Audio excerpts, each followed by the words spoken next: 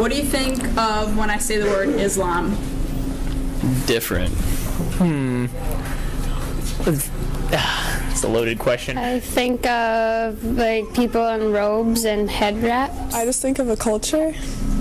Poverty. I don't know.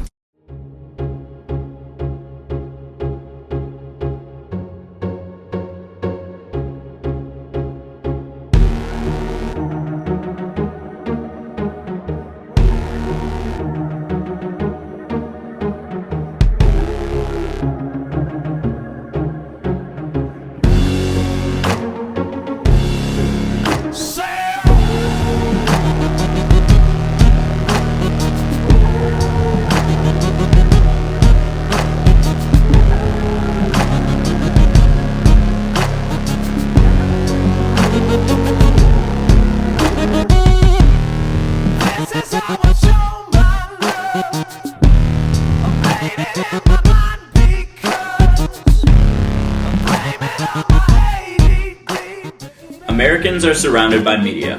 Whether it's TV, movies, or social media, we are constantly influenced by what we see and hear. One area which the media has had a particular effect is on the American public's opinion of the religion of Islam and Arabs in general, often misportraying and misinforming in a negative light, and spreading the idea that the actions of one represent the beliefs of all. Who's they?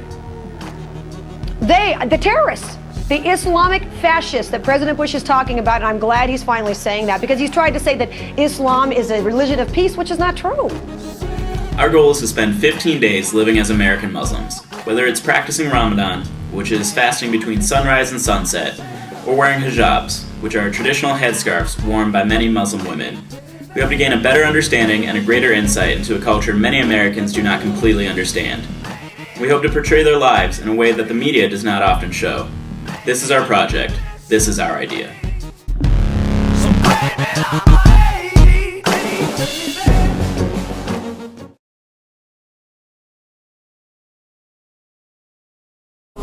It's really unfortunate that, like, a lot of people of our generation, things like 9/11 were really what brought us into the first, like, experience.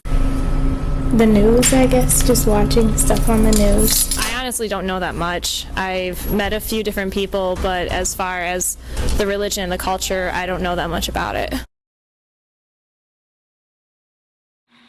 So, day one, kinda nervous.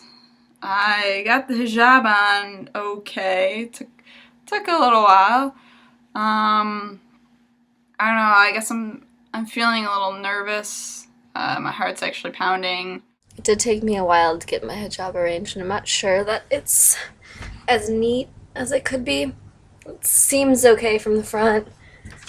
I kind of have a tail going on the back. And the fact of the matter is that there are many Muslim women who are out there, who are assertive, who are, they're Muslim Nobel Peace Prize winners and what have you. And I think that this, and then some people assume that by the way people dress that they must be oppressed. So if you see a woman covering her hair, oh, she must be oppressed. But the nun who's covering her hair, no, she's good. This is unfair, of course, because there are many Muslim women who are covering their hair not because they have to, or not even because they're pressured to, but because they want to.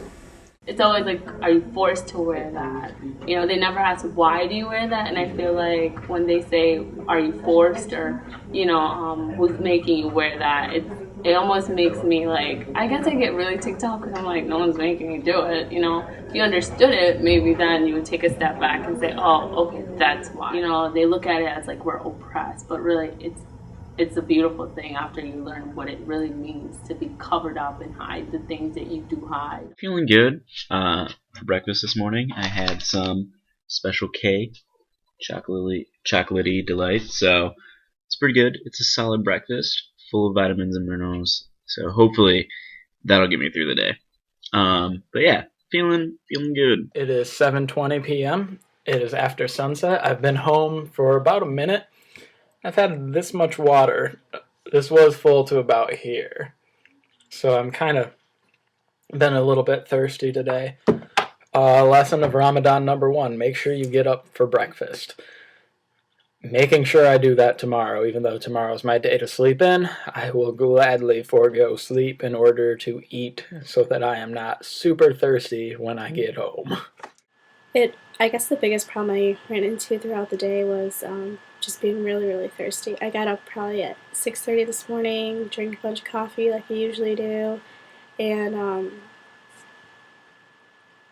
that was a bad idea because I was really, really thirsty all day.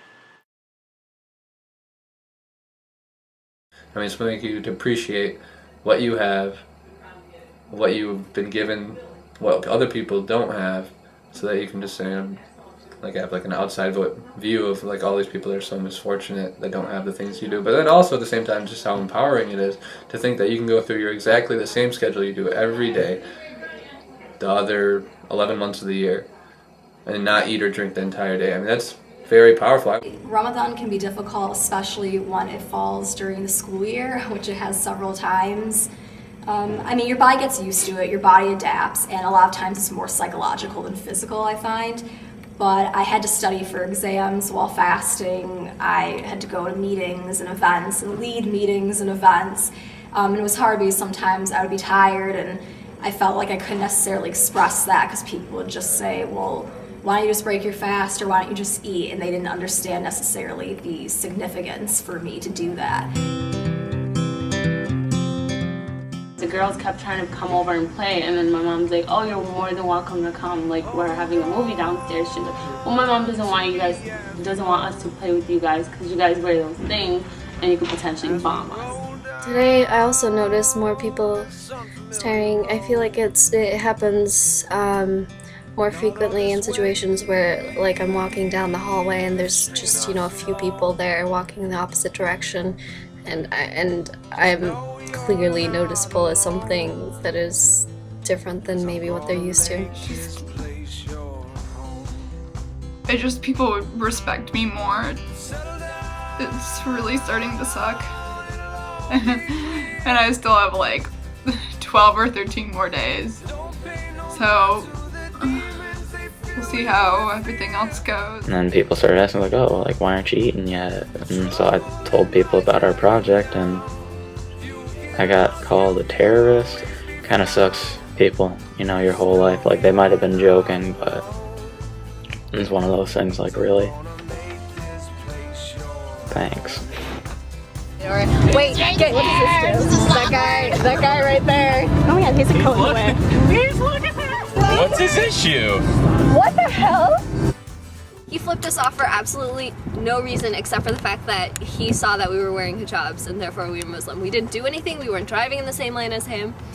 We didn't say anything to him, obviously, since was he offended that I passed him on the highway? I mean, we were in different lanes. On the left side? On the left side. Yeah, because then you got around the semi and he just flew up around us. No, just to flip us off. He literally and then he slowed back down. And then he got in front of us, flipped us off again, and then stopped just to hit his brakes. Well, the big issue for American Muslims is which part of my identity do I privilege? Do I privilege the American identity or the Muslim identity? And then the question becomes, can they be in harmony with one another, or are they in conflict with one another? It would only be an issue if you believed that the Muslim identity is in conflict with the American identity. And I don't believe that they have to be. In fact, I think there's good reason that they shouldn't be in conflict. But I think those are the issues that come up with American Muslims. And so I guess my lesson from this experience is that the world is a diverse place and you really can't predict how people are going to treat you. Just keep patient and keep your goal in mind and try your best. And it was really great that we have been doing this together. Just the support of everyone else, really all my friends, my family.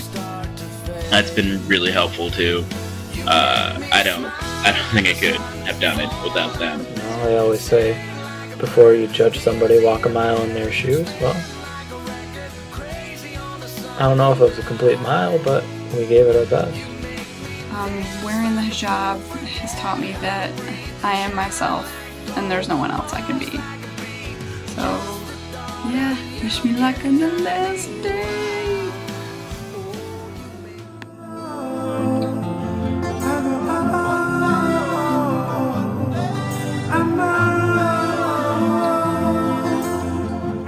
Sometimes I lay under the moon, I thank God I'm breathing, and I pray don't take me soon, cause I am here for a reason. Sometimes in my tears I drown, but I never let it get me down. So when negativity surrounds,